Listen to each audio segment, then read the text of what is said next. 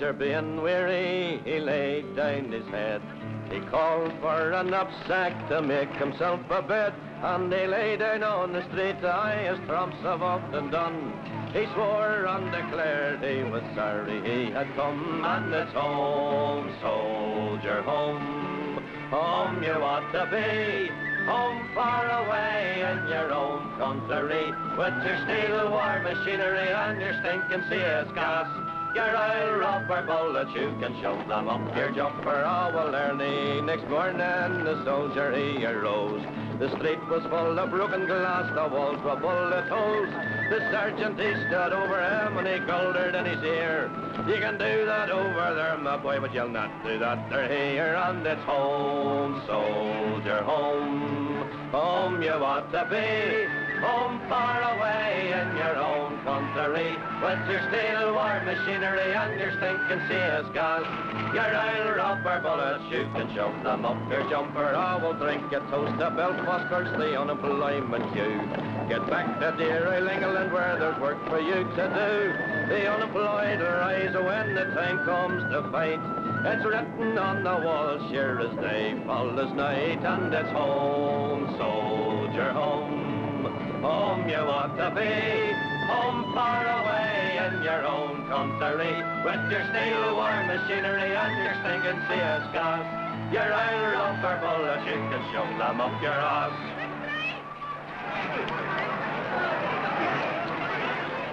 Just before my 18th birthday, I started on what was pre-Northern Ireland training. Now, Northern Ireland, my parents were Irish, and so I guess when I started the training in Northern Ireland, I came there with a sort of the idea that that something was wrong in Ireland. It wasn't necessarily because of the Irish, because of the fault of the Irish. I wasn't politicised, but I didn't really understand what was going on there. But I think that I tried to come along with a fairly objective type of view. And one of the things I found in the services is you certainly can't be objective about it. And the whole training in the army is as regards Northern Ireland is anti-republican.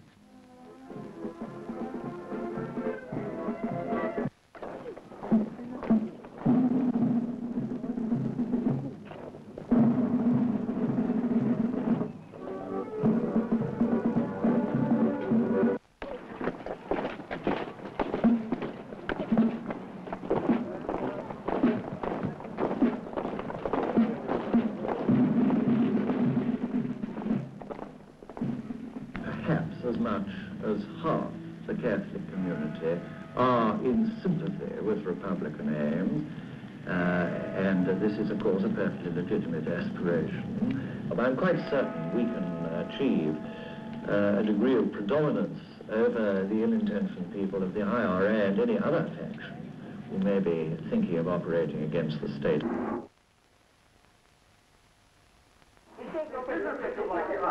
No, that's your interpretation. Trade unions, 15 of the trade unions are peaceful picket lines.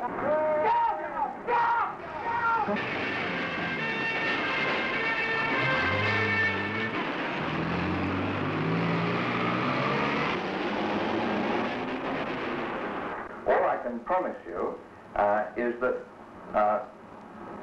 as in Northern Ireland, we are called to serve in a difficult and dangerous situation, and we shall do our very best to provide the right sort of service for the public as a whole.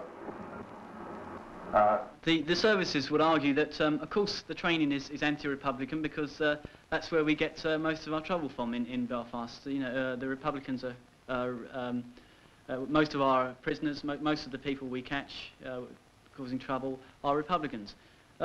Well, it's true to a certain extent that most of their prisoners are Republicans. Most of their internees, or at least when there was internment, were Republican. In fact, if I remember rightly, there's something like 500 Republican internees in Lancashire and about 30 Loyalist internees. Although when I was there was as much bombing from the Loyalist side as there was from the Catholic side.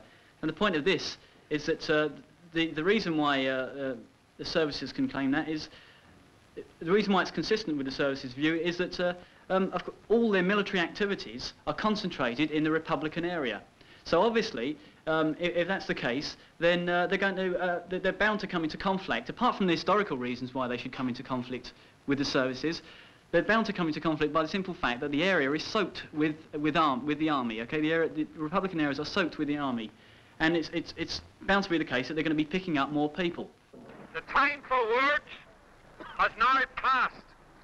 The words that we must use in the future must have the effect and the accuracy of the bullets fired by the enemy. They must dispel for once and for all the idea that we will be palmed off with crumbs, civil bills, or civil rights charters. Our people are being murdered because they demand the age-old demand of our nation. That is a united Ireland. Yes! Our people need guns. They need ammunition in their defense. They have developed urban guerrilla warfare and action along the border in a short time, starting from scratch. They need what is to match the helicopters and the savagery of the trained murderers of the past. Yeah. Don't forget. So, we expect the miners to help us. We expect the dockers to help us. We expect them to black the material going against them. Yes, the unemployed are all victims of Tory aggression as assuredly as the people. And remember that they put the tanks against you British workers in 1926. Churchill put the troops out against you. And they would do it again. And it's Ireland today, the working class of Ireland and Derry, and it's the British working people tomorrow who will come up against the Paris. I was based in TAC HQ, which is the tactical headquarters of my particular unit, based in the New Lodge area. And my bedroom was next to the intelligence questioning room, and on lots of occasions I had to guard prisoners, and on occasions when we had to go out to guard the police in Republican areas, I was able to witness the actual brutality that goes on in Northern Ireland. And I remember when I first arrived in Belfast, going into what they little room, cardboard area sectioned off, called what they called the box. And I asked, what it was, and they said it was a room where they sort of basically interrogated prisoners and searched people who were brought in for screening, which I'm sure most people know about, is basically picking people off the street for no reason whatsoever, and find out what they're doing, where they're going, why they're here, where they come from, and all these sort of questions and that. And documenting, basically getting this person down on paper, see if they've got him on paper and so on, in their records.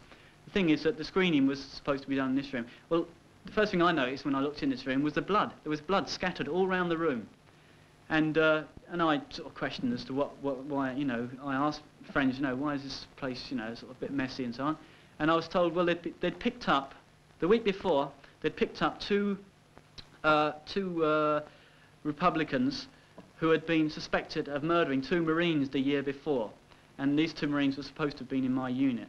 And it's true that our unit had lost 2 Marines in Belfast the year before. The point is that these people had been merely suspected of the murder of these 2 soldiers, and they were brought back to the headquarters, and they were really given a hiding. They were really badly beaten up, and in the intelligence section of the headquarters, there was a picture, sort of as if boasting, if you like, of one of these 2 Republicans stood up between 2 Marines. Actually, you could see they were propping him up, and the picture was of this bloke, and his head was literally smashed to bits. His face was covered in blood, and his teeth were knocked out, and he was being held up by these 2 Marines.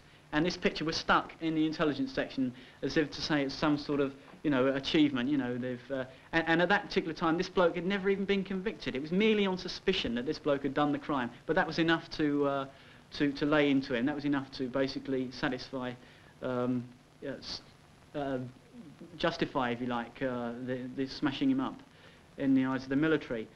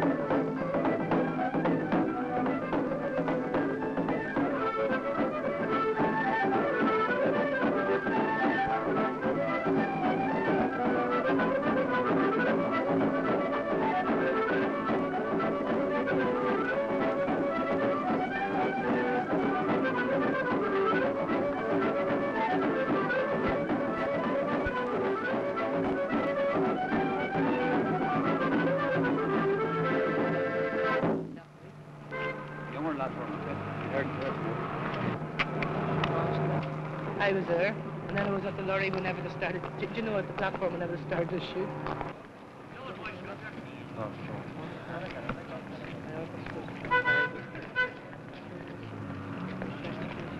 Another boy shot.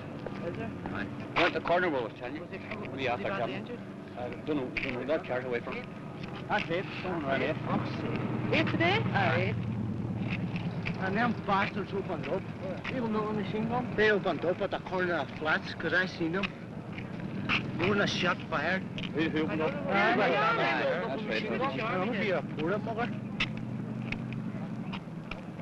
Well, machine gun? Well, I was on the way and he shot him down.